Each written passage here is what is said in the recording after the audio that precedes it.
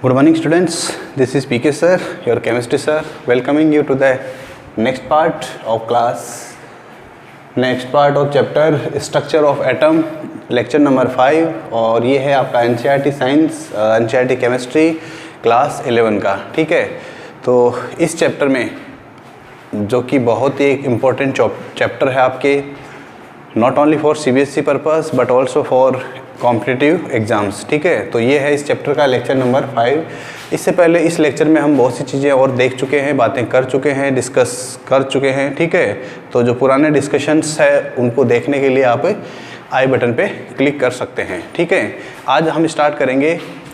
देखिए, इससे पहले हम रदरफोर्ड के मॉडल की बात कर रहे थे। रदरफोर्ड जो है उसका जो एटॉमिक मॉडल है उसकी हम बात कर रहे थे, और उससे पहले हम रदरफोर्ड से पहले हम जो है रदरफोर्ड्स मॉडल, रदरफोर्ड का जो मॉडल है उससे पहले हम थॉमसन का मॉडल जो है उसकी बात की थी हमने।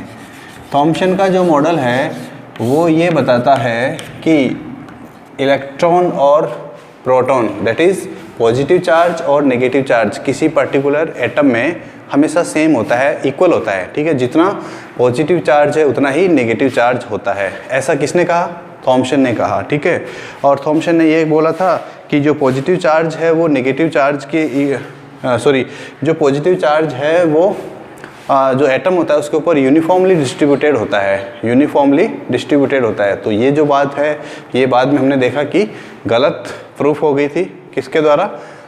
अल्फ़ा पार्टिकल स्कैटरिंग एक्सपेरिमेंट से। ठीक है, तो उसके बाद में आता है रदरफोर्ड का एटॉमिक मॉडल। रदरफोर्ड कुछ बात बताता है और उनमें से जो सही बातें हैं उनको हम जानते हैं, गलत बातें हैं उनको हम देखते हैं कि उसने क्या गलत बताया। तो जो गलत बताते हैं उनको हम बोलते हैं डीमेरिट्स। एक तो होता है मेरिट्स, अच्छी बातें, और एक होता है डीमेरिट्स, या डीमेरिट्स को हम और क्या बोल सकते हैं? ड्रॉबैक्स, इसकी कमियां, ड्रॉबैक्स। और इसके अलावा इसको हम शॉर्ट कमिंग्स भी बोल सकते हैं। शॉर्ट कमिंग्स एक्चुअली इंग्लिश जो है वो शॉर्ट कमिंग में मुझे पता नहीं एम आएगा डबल आएगा। ठीक है, शॉर्ट कमिंग्स। चलिए, क्या कमियां रही क्या नहीं रही इसकी बातें हम करते हैं। देखिए, रदरफोर्ड का जो मॉडल था, रदरफोर्ड का जो ये एटम का जो मॉडल था उसके अगर हम कंपैरिजन करते हैं, उसकी हम कंपैरिजन करते हैं तो एक साइंटिस्ट आता है, उसका नाम है मैक्सवेल, जेम्स मैक्सवेल। दुश्मन नंबर 1 किसका? रदरफोर्ड का। रदरफोर्ड का दुश्मन नंबर 1 कैसे हुआ, क्या हुआ, ऐसा इसने क्या किया रदरफोर्ड के साथ में? कोई गाली दी क्या? नहीं, ऐसा कुछ नहीं है। उसने भी साइंटिफिक काम किया, साइंटिफिक रिसर्च की, और जो रदरफोर्ड ने भी साइंटिफिक वर्क किया, लेकिन दोनों का काम जो है वो अपोजिट हो गया, इसलिए दोनों एक दूसरे के क्या हो गए? दुश्मन हो गए। ठीक है, कैसे हुआ देखिए। जो रदरफोर्ड का एटॉमिक मॉडल था, उस रदरफोर्ड के एटॉमिक मॉडल में हमने क्या किया था? उसको हमने सोलर सिस्टम से कंपैरिजन किया था। किससे? सोलर सिस्टम से। सोलर सिस्टम से कंपैरिजन किया था, और उस सोलर सिस्टम के अंदर हमने ये माना कि जो सन है उसके चारों ओर सर्कुलर पाथ में, जैसे सन के चारों ओर सर्कुलर पाथ में डिफरेंट प्लैनेट्स मूव करते हैं, डिफरेंट प्लैनेट्स मूव करते हैं, वैसे ही इस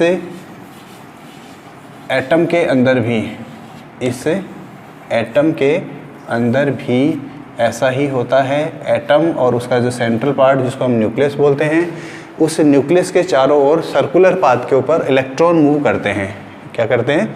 इलेक्ट्रॉन मूव करते हैं। ठीक है, तो ऐसा ही इसने बताया। ठीक है, किसने? रदरफोर्ड का जो मॉडल है उसको हम सोलर सिस्टम से कंपैरिजन करते हैं। ये है हमारा सोलर सिस्टम। ठीक है, ये है हमारा सोलर सिस्टम, इसके साथ में इसका कंपैरिजन है। ठीक है, देखते हैं कैसे है कंपैरिजन। मैक्सवेल भाई साहब ने क्या बताया? मैक्सवेल भाई साहब ने क्या बोला कि देखिए, एक सिंपल सा लॉजिक बोला उसने। क्या? इलेक्ट्रॉन है, उस इलेक्ट्रॉन के ऊपर चार्ज जो होता है, इलेक्ट्रॉन जो है वो चार्ज पार्टिकल है। तो जब कोई इलेक्ट्रॉन या जब कोई चार्ज पार्टिकल किसी सर्कुलर पाथ पे मूव करता है, जब कोई इलेक्ट्रॉन या कोई चार्ज पार्टिकल किसी सर्कुलर पाथ पे मूव करता है तो उसमें एक्सीलरेशन होता है, एक्सीलरेशन होता है, ऐसा इन्होंने बोला। अंडरस्टूड है, सभी को पता है होता है ऐसा। क्या एक्सेलरेशन होता है, एक्सेलरेशन का मीनिंग क्या होता है? एक्सेलरेशन क्या है? एक वेक्टर क्वांटिटी है, सबको ही पता है। एक्सेलरेशन क्या है? एक वेक्टर क्वांटिटी है। वेक्टर क्वांटिटी वो क्वांटिटी होती है जिसके पास मैग्नीट्यूड भी होता है, जिसके पास मैग्नीट्यूड भी होता है और जिसके पास में डायरेक्शन भी होती है। तो अगर किसी फिजिकल क्वांटिटी की बात करें तो एक्सेलरेशन की बात करें तो एक्सेलरेशन एक ऐसा, अब एक्सेलरेशन को डिफाइन कैसे करते हैं हम? Del v upon del t, del v upon del t, change in velocity divided by change in time और टाइम टेकन, ठीक है, फॉर दैट चेंज। वेलोसिटी की बात करें, वेलोसिटी जो है वो भी एक्सेलरेशन वेक्टर क्वांटिटी है, और वेक्टर क्वांटिटी है तो इसमें भी दो चीज़ें होगी, एक मैग्नीट्यूड होगा और एक डायरेक्शन होगा। यानी अगर किसी फिजिकल क्वांटिटी के मैग्नीट्यूड में चेंज हो जाए तो वो फिजिकल क्वांटिटी चेंज हो जाएगी, अगर किसी वेक्टर क्वांटिटी के डायरेक्शन में भी चेंज हो जाए तो उसकी जो वेक्टर फिजिकल क्वांटिटी है वो चेंज हो जाएगी, ठीक है। अगर दोनों में से कोई एक चेंज हो जाए तो भी चलेगा, दोनों में हो जाए तो और भी अच्छा है, ठीक है। एक्सेलरेशन में देखिए क्या होता है, मान लीजिए एक इलेक्ट्रॉन है वो एक न्यूक्लियस के चारों ओर, एक न्यूक्लियस के चारों ओर मूव कर रहा है, सर्कुलर पाथ में मूव कर रहा है, ठीक है, करने दो। लेकिन क्या होता है कि इस डायरेक्शन पे, इस पॉइंट पे देखिए इसकी डायरेक्शन इधर की तरफ है, इस पॉइंट पे देखिए इसकी डायरेक्शन इधर की तरफ है, इस पॉइंट पे देखिए इसकी डायरेक्शन इधर की तरफ, हर पॉइंट पे उसका डायरेक्शन चेंज हो रहा है, हर पॉइंट पे उसका डायरेक्शन चेंज हो रहा है। अगर डायरेक्शन भी चेंज हो रहा है तो इसका मतलब है कि वेलोसिटी चेंज हो रहा है, वेलोसिटी चेंज हो रहा है तो इसका मतलब एक्सेलरेशन भी वहाँ पर प्रेजेंट है। एक्सेलरेशन अगर वहाँ प्रेजेंट है तो इसका मतलब हम ये बोल सकते हैं कि ये जो पार्टिकल है वो एक्सेलरेटेड पार्टिकल है, एक्सेलरेटेड, और एक्सेलरेटेड भी कैसा? चार्ज्ड पार्टिकल है, एक्सेलरेटेड चार्ज्ड पार्टिकल है। ये कॉन्सेप्ट हमने क्यों लर्न किया? इसकी वजह से। इन्होंने क्या बोला? इन्होंने बोला कि जब कोई एक्सेलरेटेड, जब कोई चार्ज पार्टिकल एक्सेलरेट करता है तो वो अपने से रेडिएशन को रिलीज करता है। क्या करता है? रेडिएशन को रिलीज करता है, ठीक है। अब अगर रेडिएशन रिलीज करेगा तो एनर्जी लॉस होगा, किसका? उस पार्टिकल का एनर्जी लॉस होगा। तो अगर हम इसी की बात करें तो जैसे ये इलेक्ट्रॉन है, इसका एनर्जी जब लॉस हो जाएगा तो क्या होगा? धीरे धीरे धीरे धीरे धीरे धीरे धीरे धीरे धीरे धीरे धीरे धीरे धीरे धीरे धीरे धीरे धीरे ये तो ख़त्म, आके न्यूक्लियस में गिर जाएगा, न्यूक्लियस के अंदर आके गिर जाएगा। कौन? इलेक्ट्रॉन, यानी कि नेगेटिवली चार्ज्ड पार्टिकल। तो इसका मतलब तो प्रॉब्लम हो गई कि इलेक्ट्रॉन जो है वो न्यूक्लियस के चारों ओर, इलेक्ट्रॉन जो है न्यूक्लियस के चारों ओर जो ये पाथ, सर्कुलर पाथ के अंदर जो मूव कर रहा है, इलेक्ट्रॉन जो न्यूक्लियस के चारों ओर सर्कुलर पाथ के अंदर मूव कर रहा है, तो इसका मतलब तो क्या हो गया कि स्टेबल नहीं है, एटम जो है वो क्या है? स्टेबल नहीं है। तो ये तो बड़ी प्रॉब्लम हो गई, यानी कि एटम का स्टेबिलिटी जो है वो रदरफोर्ड नहीं बता सका, कुड नॉट एक्सप्लेन स्टेबिलिटी, क्योंकि अगर ऐसा हो जाता है तो एटम जो है वो डिस्ट्रक्शन, एटम का डिस्ट्रक्शन होगा, और जब एटम का डिस्ट्रक्शन होता है तो आपको पता ही है, एटम बॉम्ब का नाम ज़रूर सुना होगा सभी लोगों ने। एटम बॉम्ब, एटम बॉम्ब में भी क्या होता है? भयंकर, टू मच, बहुत ज़्यादा एनर्जी रिलीज होती है, ठीक है। और वो जो एनर्जी होती है वो क्या क्या कर सकती है ये सब आपको पता ही है। जापान के अंदर सेकेंड वर्ल्ड वार में हुआ था। चलिए एक छोटा सा सिंपल सा एक आपका हिस्ट्री का क्वेश्चन पूछते हैं, जीके का हिस्ट्री का क्वेश्चन है, कौन बता पाता है? सेकेंड वर्ल्ड वार कब हुआ था? What was the date starting? Okay, starting date कब था और कब तक हुआ था, ठीक है। सेकंड क्वेश्चन इसी के अंदर, सेकंड क्वेश्चन ये है कि आपको ये बताना है कि जापान के अंदर जो बॉम्ब गिराया गया था, जापान के अंदर सेकंड वर्ल्ड वार के दौरान जो बॉम्ब गिराया गया था उस बॉम्ब का नाम क्या था? दो बॉम्ब गिराए गए थे, उन दोनों बॉम्ब्स के नेम्स बताने हैं आपको, और उस सिटी का भी नाम बता दीजिए जिस सिटी के ऊपर ये बॉम्ब्स गिराए गए थे, जिन सिटीज़ पे ये बॉम्ब्स गिराए गए थे। अब आप कहेंगे कि सर हिस्ट्री और केमिस्ट्री कहाँ पे है कॉम्बिनेशन? तो दोनों में हिस्ट्री तो आ ही रहा है ना, केमिस्ट्री हिस्ट्री, तो चलिए मिक्स कर दिया हमने केमिस्ट्री और हिस्ट्री को, ठीक है। हिस्ट्री कुछ नहीं है, हिस्ट्री में भी हमारा केमिस्ट्री का ही रोल है। देखिए यहाँ पर अगर केमिस्ट्री नहीं होती तो क्या हिस्ट्री बन पाती? केमिस्ट्री का मतलब एटॉमिक बॉम्ब, अगर एटॉमिक बॉम्ब नहीं होता तो क्या हिस्ट्री बन पाती? नहीं बन पाती, ठीक है। तो इसलिए केमिस्ट्री जो है वो सभी ब्रांचेज की, chemistry is the mother of all sciences, all subjects, mother, ठीक है। चलिए मैग्नीट्यूड की हम बात करते हैं और डायरेक्शन की बात करते हैं। कब, किसके लिए? वेक्टर क्वांटिटी के लिए। वेक्टर क्वांटिटी जो है वो डिसाइड करती है एक्सेलरेशन। एक्सेलरेशन की वजह से एक्सेलरेटेड चार्ज पार्टिकल जो होता है वो एनर्जी का लॉस करता है। एनर्जी का लॉस होता है तो एटम जो है, एटम के अंदर जो इलेक्ट्रॉन है वो मूव करता हुआ फाइनली इलेक्ट्रॉन न्यूक्लियस के अंदर आके गिर जाएगा और बड़ी प्रॉब्लम हो जाएगी, ब्लास्ट होगा बहुत बड़ा और एटम जो है वो अनस्टेबल हो जाएगा। और एटम अनस्टेबल नहीं होता है तो इसका मतलब एटम अनस्टेबल नहीं होता है तो इसका मतलब ये प्रॉब्लम हो गई, इसका मतलब ये क्या हो गई? प्रॉब्लम हो गई। और दूसरी बात, जो दूसरा इसका ड्रॉबैक था वो था एटॉमिक स्पेक्ट्रम। एटॉमिक स्पेक्ट्रम क्या होता है, क्यों होता है, ये आपके इम्पोर्टेंट अभी नहीं है, मैं बाद में बताऊंगा इसके बारे में। बस इतना से याद रखना है कि जो न्यूक्लियर रदरफोर्ड है वो एटॉमिक स्ट्रक्चर जो था उसके बारे में, सॉरी एटॉमिक स्ट्रक्चर नहीं, स्पेक्ट्रम नहीं, इलेक्ट्रॉनिक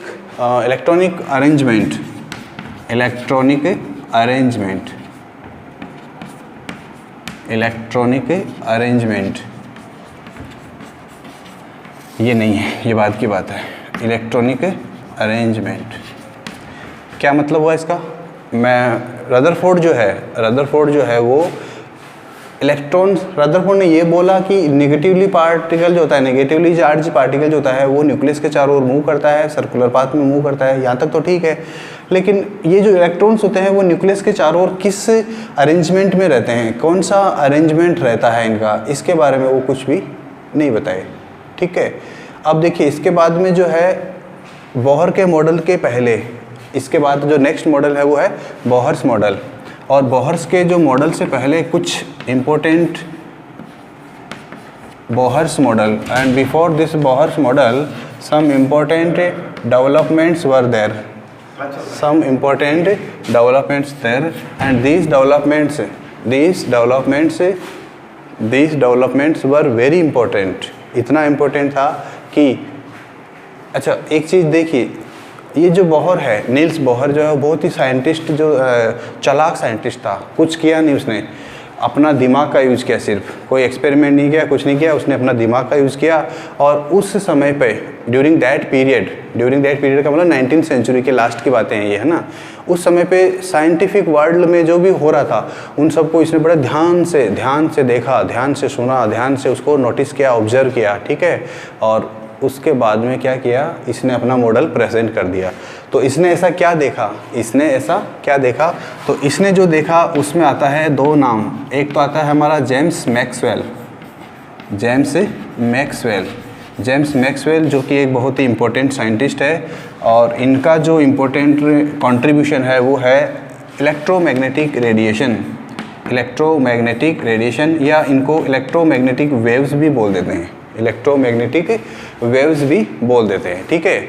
अब क्या होता है ये इलेक्ट्रोमैग्नेटिक वेव्स या इलेक्ट्रोमैग्नेटिक रेडिएशन क्या होता है, ठीक है। तो सबसे पहले जो इसके बारे में जो एक्सप्लेनेशन दिया था, एक्सप्लेनेशन जो दिया था वो था जेम्स मैक्सवेल। देखिए उन्होंने क्या कहा, जेम्स मैक्सवेल ने क्या कहा कि जब कोई चार्ज पार्टिकल मूव करता है तो उस चार्ज पार्टिकल के साथ दो प्रकार के 2 टाइप्स ऑफ फील्ड भी एसोसिएटेड होते हैं। और ये जो तीनों चीज़ें हमेशा एक दूसरे से परपेंडिकुलर डायरेक्शन में चलते हैं। अब ये दो फील्ड कौन कौन से हैं, एक होता है इलेक्ट्रिक फील्ड और दूसरा है मैग्नेटिक फील्ड। इसको मैं एक सिंपल सा मेथड से एक्सप्लेन करता हूँ। देखिए ये वाला स्ट्रक्चर देखिए आप, ये स्ट्रक्चर जो है इसके अंदर मान लीजिए ये एक कोई चार्ज पार्टिकल वो इधर की तरफ जा रहा है इस डायरेक्शन में, ठीक है। तो इस चार्ज पार्टिकल की जो डायरेक्शन ऑफ प्रोपिगेशन है उसके परपेंडिकुलर ये वाला एंगल देखिए आप, ये वाला डायरेक्शन ये तो है मैग्नेटिक फील्ड का डायरेक्शन। और ये जो ऊपर जिसको आप खड़ा अंगूठा देख रहे हो, अंगूठा सीधा तो मैं कर नहीं सकता तोड़ के, तो जैसा भी है सीधा है ये, ठीक है। मान लीजिए कि ये सीधा है, तो ये तो डायरेक्शन हो गया पार्टिकल के मूवमेंट का, ये डायरेक्शन है मैग्नेटिक फील्ड का और ये डायरेक्शन है इलेक्ट्रिक फील्ड का। ये तीनों एक दूसरे के परपेंडिकुलर रहते हैं हमेशा। कैसे? ये ऊपर की तरफ डायरेक्शन में है और ये इधर की तरफ डायरेक्शन में, तो 90 डिग्री एंगल हो गया, देख सकते हैं आप, ये एंगल 90 डिग्री। फिर नेक्स्ट इन दोनों की बात करते हैं, ये मैग्नेटिक फील्ड है और ये डायरेक्शन ऑफ प्रोपेगेशन, इनमें भी 90 डिग्री एंगल। इसकी और इसकी बात करते हैं, तो देखिए इसको मैं इस अंगुली को यहाँ से तोड़ के यहाँ लगा देता हूँ, तो ये भी कितना हो गया? परपेंडिकुलर 90 डिग्री हो गया। तो ये सबसे पहले जेम्स मैक्सवेल ने बताया था क्या, कि जो मैग्नेटिक इलेक्ट्रोमैग्नेटिक रेडिएशंस जो होते हैं उनके साथ में उनकी जो प्रॉपर्टी होती है वो ये होती है कि उनके अंदर मैग्नेटिक फील्ड और इलेक्ट्रिक फील्ड जो होते हैं वो हमेशा उनके साथ में एसोसिएटेड होते हैं। क्या होते हैं? एसोसिएटेड होते हैं, और वो एक वेव की फॉर्म में मूव करते हैं। किसकी फॉर्म में करते हैं? वेव की फॉर्म में मूव करते हैं, वेव की फॉर्म में, ठीक है। तो इसको एक्सप्लेन करना थोड़ा सा डिफ़िकल्ट होता है, लेकिन फिर भी कोशिश करते हैं। ऐसा एक डायग्राम बनाया जाता है, ये है एक्स एक्सिस, ये है आपका वाई एक्सिस और ये है Z axis.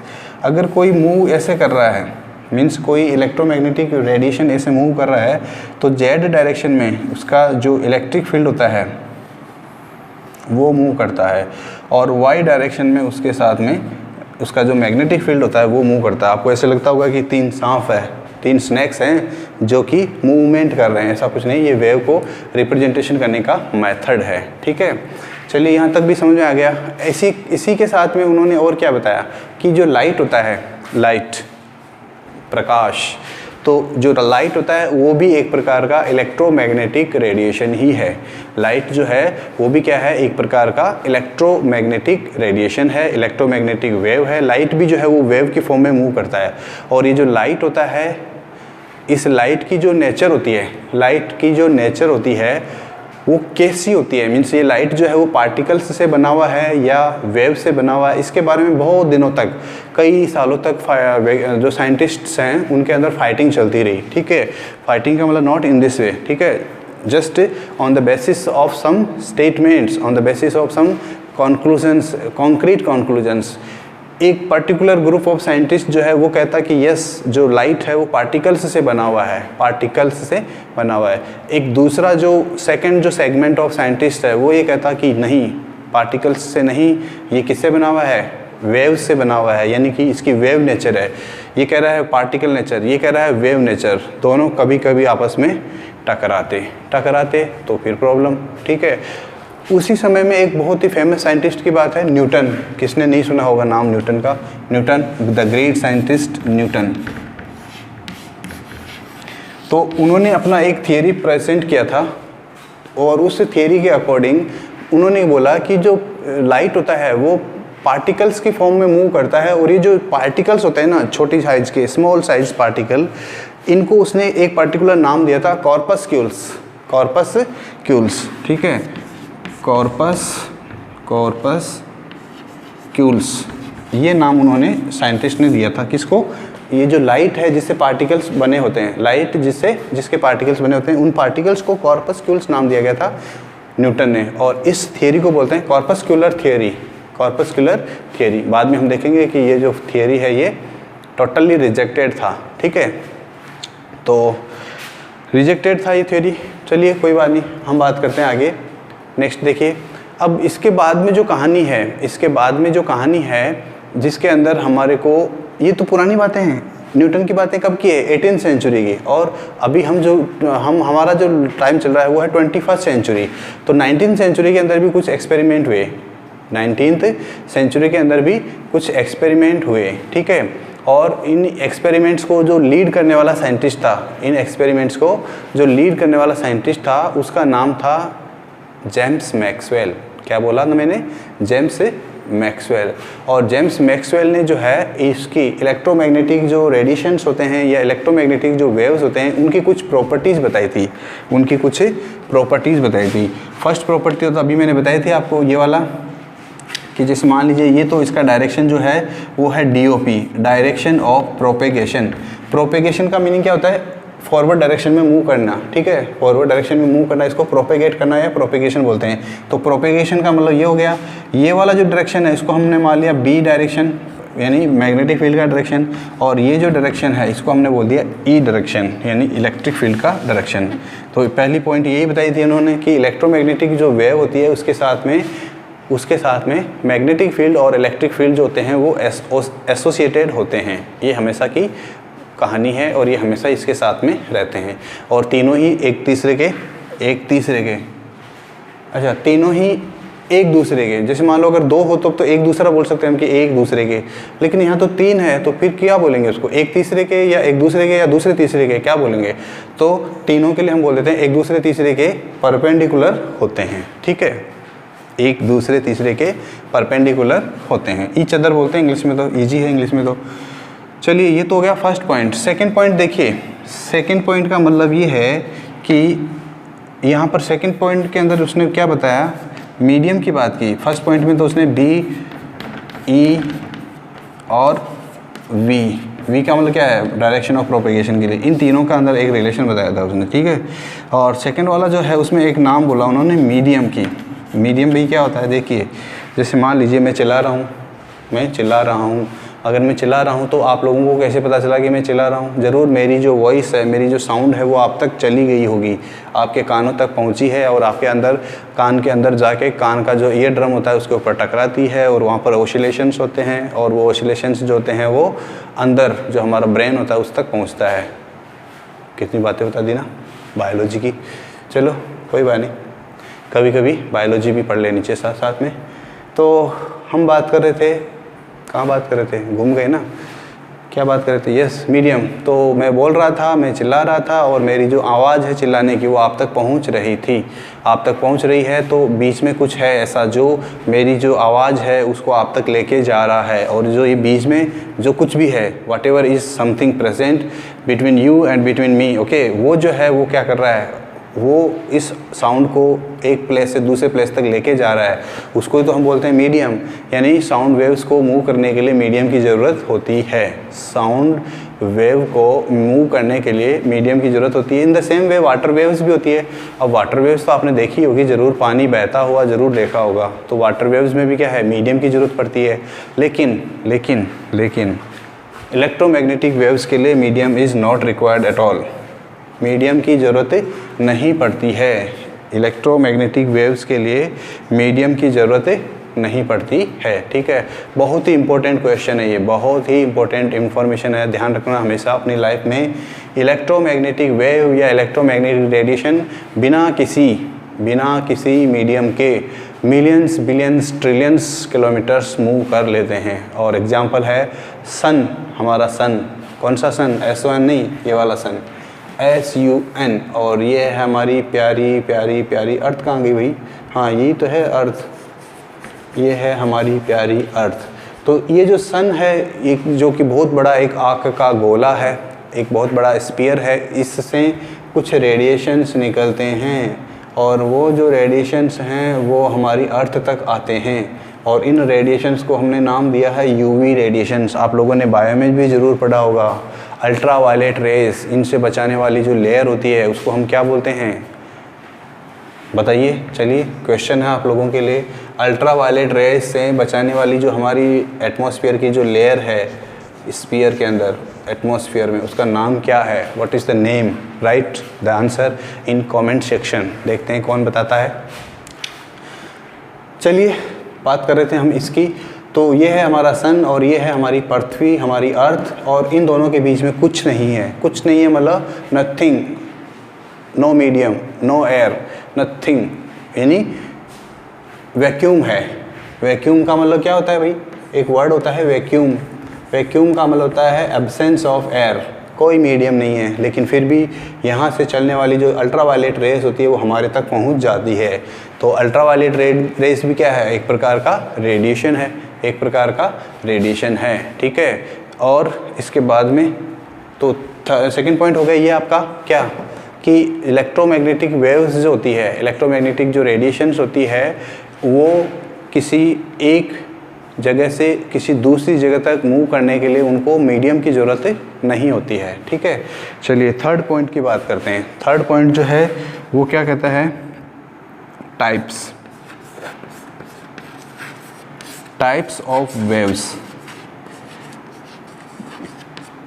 Types of waves में कौन से वेव्स की बात कर रहे हैं? हम सिर्फ इलेक्ट्रोमैग्नेटिक वेव्स की बात कर रहे हैं, बाकी दूसरी वेव्स की बातें अभी हम यहाँ नहीं कर रहे हैं, ठीक है। हम केमिस्ट्री पढ़ रहे हैं, फिजिक्स नहीं पढ़ेंगे, ठीक है।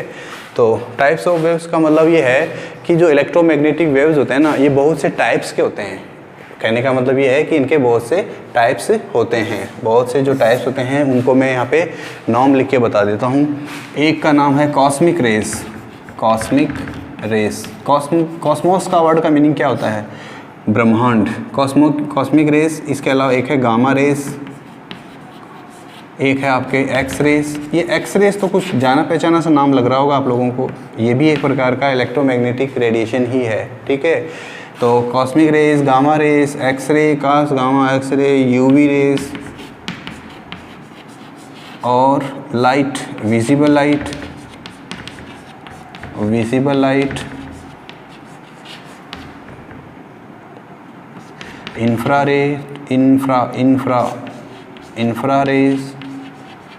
इंफ्रारेड रेज, ओके ठीक है। और क्या बच गया? माइक्रोवेव्स,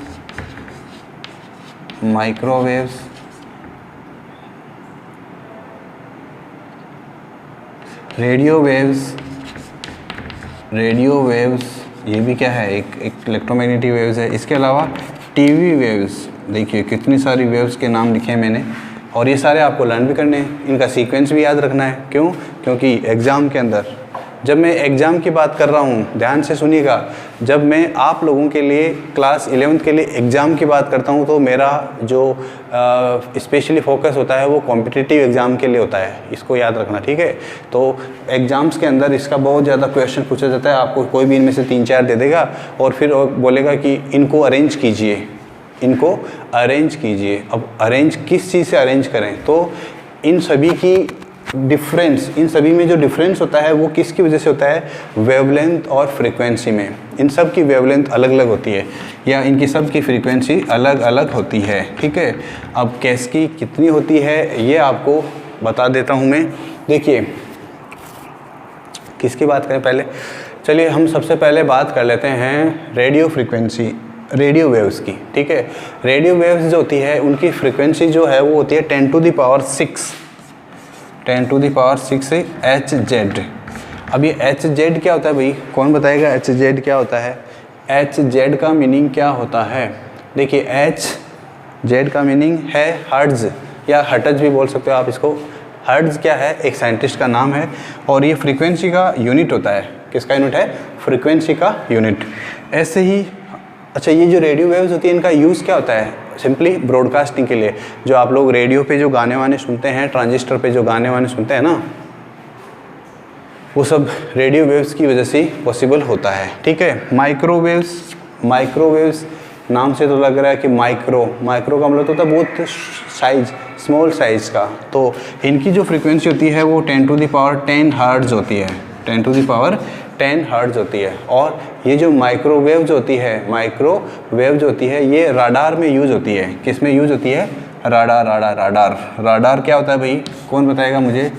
राडार, चलिए ये आपके फिजिक्स का पोर्शन है, वैसे तो फिजिक्स का पोर्शन है ये। राडार, सोनार, ये सब क्या होते हैं? फिजिक्स में आप लोग पढ़ेंगे या पढ़ चुके होंगे अब तक। क्लास 10th में पढ़ चुके हो आप लोग राडार वगैरह के बारे में। चलिए क्वेश्चन यही है, एक छोटा सा क्वेश्चन, फिर से क्वेश्चन। परेशान तो नहीं होगे ना क्वेश्चन से? हो भी गए होंगे तो क्या है, करना पड़ेगा। तो राडार की फुल फॉर्म बतानी है आपको। What is the full form of radar and what is the full form of sonar? चलिए दोनों साथ ही पूछ लेते हैं आपसे। तो कभी केमिस्ट्री से हम देखिए ज्योग्राफी में चले जाते हैं, कभी केमिस्ट्री से हम हिस्ट्री में चले जाते हैं, कभी केमिस्ट्री से हम बायो में चले जाते हैं, कभी केमिस्ट्री से हम फिजिक्स में चले जाते हैं। तो केमिस्ट्री एक सेंट्रल पॉइंट है जिससे आप किधर भी जा सकते हो, ठीक है ना। चलिए बात कर रहे थे हम माइक्रोवेव्स, जो कि ब्रॉडकास्टिंग में माइक्रोवेव्स किस काम आती है भाई? माइक्रोवेव्स जो होती है वो किस काम आती है? माइक्रोवेव्स ब्रॉडकास्टिंग में नहीं, राडार में काम आती है, ठीक है। और इंफ्रारेड रीजन जो होता है, इंफ्रारेड जो वेव्स होती है उनका यूज़ किस में होता है? इनका यूज़ जो होता है हीटिंग में, हीट करने में। अब ये हीटिंग कौन सी होती है भाई? वेव्स की हेल्प से हीटिंग करना। एक तो होता है हम जो फायर होता है उसकी हेल्प से हीट करते हैं, एक होता है वेव्स की हेल्प से हीट करना, ठीक है। एक वर्ड है इंडक्शन कुकर, अगर आप लोगों ने सब ने सुना हो तो इंडक्शन कुकर, अगर नहीं देखा है तो आप पिक्चर में देख लीजिए इंडक्शन कुकर क्या होता है। देखिए पिक्चर, इंडक्शन कुकर में भी क्या होता है, ये जो इंफ्रारेड रेज होती है ना, इन्हीं का यूज़ होता है और ये हीट करने के काम आता है। खाना तक बना लेते हैं इसमें, ठीक है, खाना भी बनाया जा सकता है, ठीक है। तो ये होती है इंफ्रारेड वेव्स जो कि हीटिंग के लिए काम आती है, ठीक है। इसके अलावा जो एक बहुत ही एक छोटा सा पोर्शन है इन्हीं में, ये जो बीच वाला जो हमने बताया है विजिबल लाइट वाला, ये बहुत छोटा सा, और इसकी जो फ्रीक्वेंसी होती है वो होती है 10 to the power 15 10 to the power 15 hertz, 10 to the power 15 hertz. और इस 10 to the power 15 वाले इलाके में ही हमारे कुछ बेसिक कलर्स आते हैं और उन बेसिक कलर्स को हम बोलते हैं विबग्योर या VIBGYOR, VIBGYOR, VIBGYOR. Full form violet, indigo, blue, green, yellow, orange, red, ठीक है। ये सीक्वेंस भी आपको याद रखना है, फिजिक्स में भी काम आएगा और केमिस्ट्री में भी काम आएगा, ठीक है। तो जो विजिबल लाइट होती है उसको तो हम देख सकते हैं, विजिबल लाइट जो होती है उसको तो हम देख सकते हैं, हम जो कुछ भी देखते हैं दिखता है हमें लाइट, वो सब विजिबल लाइट का ही फॉर्म होता है, विजिबल लाइट का ही पार्ट होता है, ठीक है। लेकिन जो बाकी रेडिएशंस है ना, उनको हम नहीं देख सकते हैं, बाकी रेडिएशंस को हम नहीं देख सकते, जैसे इंफ्रारेड को नहीं देख सकते, यूवी रेज को नहीं देख सकते। लेकिन मार्केट में कुछ ऐसे स्पेशल इंस्ट्रूमेंट्स, स्पेशल apparatus आते हैं, कुछ स्पेशल ग्लास भी आते हैं, गॉगल्स भी आते हैं, जिनकी हेल्प से आप अल्ट्रावायलेट रेज को भी देख सकते हैं। आप लोगों को अगर याद हो तो एक मूवी का नाम धूम मचा ले, वो वाला गाना जो था ना जिस मूवी में धूम, उस धूम के अंदर जो हीरो होता है, आई डोंट नो हीरो होता है या विलेन होता है, वो जो ग्लास यूज़ करता है कुछ चोरी करने के लिए, उसके ग्लास के अंदर ऐसी कैपेसिटी थी वो अल्ट्रावायलेट रेडिएशंस या जो इनविजिबल रेज होती है उनको देख पाने की उसके अंदर कैपेसिटी थी, ठीक है। तो धूम मचा ली हमने भी धूम, ठीक है। चलिए तो नेक्स्ट इसके बाद में जो बात करते हैं हम कि ये जो इलेक्ट्रोमैग्नेटिक रेडिएशंस होते हैं इनसे रिलेटेड कुछ टर्मिनोलॉजी है जो कि आपके लिए इम्पोर्टेंट है, not only for chemistry but also for physics और केमिस्ट्री। देखिए ये कुछ ऐसे चैप्टर्स हैं, कुछ ऐसे कॉमन चैप्टर्स हैं जहाँ पर दोनों को पढ़ना पड़ता है। आप यही चीज़ फिजिक्स में भी पढ़ोगे, आप यही चीज़ केमिस्ट्री में पढ़ोगे, यानी स्ट्रक्चर ऑफ एटम। थर्मोडायनेमिक्स यहाँ पर भी पढ़ते हैं, वहाँ पर भी पढ़ते हैं। काइनेटिक थियरी ऑफ गैसेज यहाँ पर भी पढ़ते हैं, वहाँ पर भी पढ़ते हैं। रेडियो एक्टिविटी यहाँ पर भी पढ़ते हैं, वहाँ पर भी पढ़ते हैं, ठीक है। तो ये कुछ ऐसे कॉमन चैप्टर्स हैं जो दोनों जगह काम आते हैं। तो अच्छा है ना, एक ही जगह पे बढ़िया से इसको लर्न कर लो, दूसरी जगह पे अपन ऑटोमेटिकली मास्टर बन जाएंगे इस चीज़ के, ठीक है। तो चलिए, time is limited, so this is the end of the class for today. Meeting you in the next class. और नेक्स्ट क्लास में हम जो कुछ इंपॉर्टेंट टर्म्स है किसकी, यूवी रेडिएशंस, ये जो रेडिएशंस होते हैं इनसे रिलेटेड, उनके बारे में बात करेंगे। Till then take care and keep say yourself safe and bye bye.